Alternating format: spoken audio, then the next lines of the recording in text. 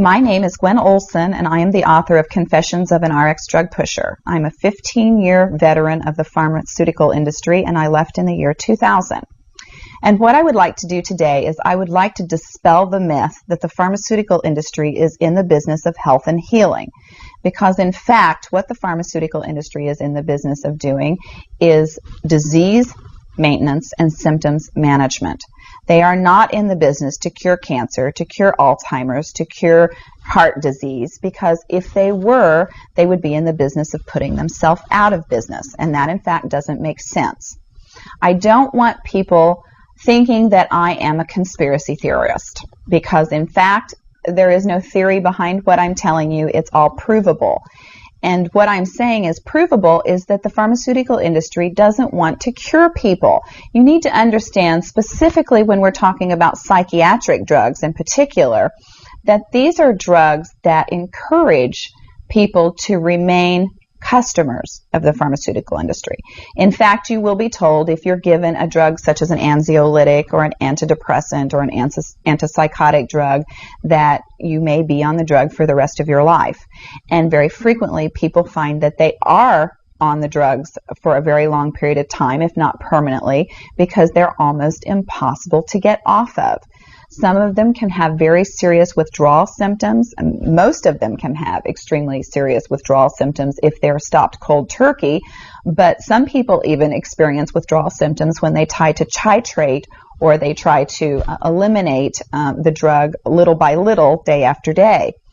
So it's really important to understand the motivation behind all of the current maintenance drugs that are on the market, even, for example, drugs such as cholesterol-lowering drugs. And what we are in fact finding now is that cholesterol drugs are lowering cholesterol excessively and causing other disease states as a consequence.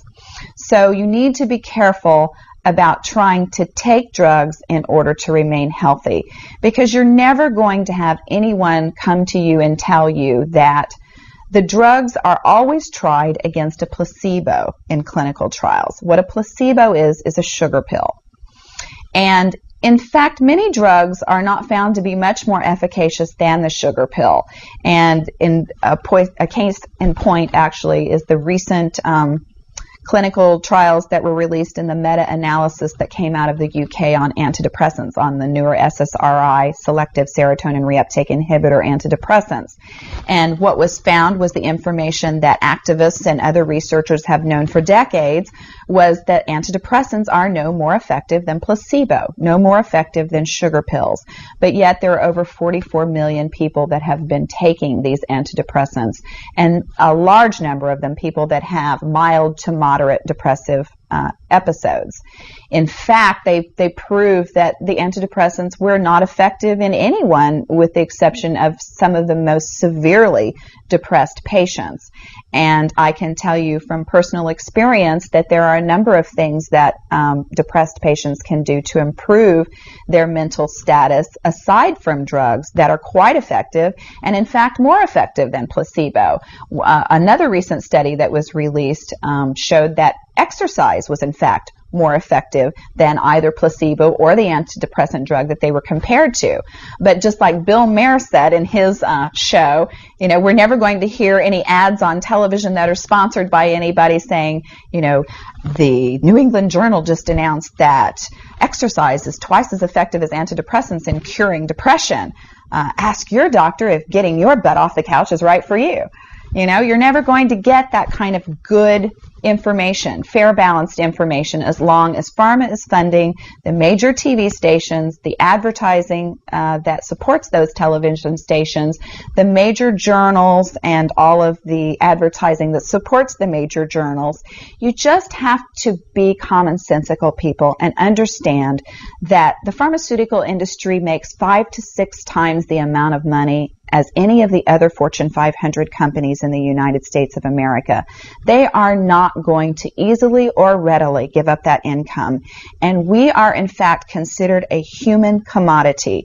Our loved ones, our children, our elderly are considered cash cows that are preyed upon by pharmaceutical reps such as myself, who are encouraged to go in and build market shares without thinking about the consequences to patients, without knowing the misinformation that they are distributing, without being aware that the clinical data has been contrived, or that the patient populations have been cherry-picked, or that the side effects have been minimized and reported in such a manner that it doesn't present the information correctly.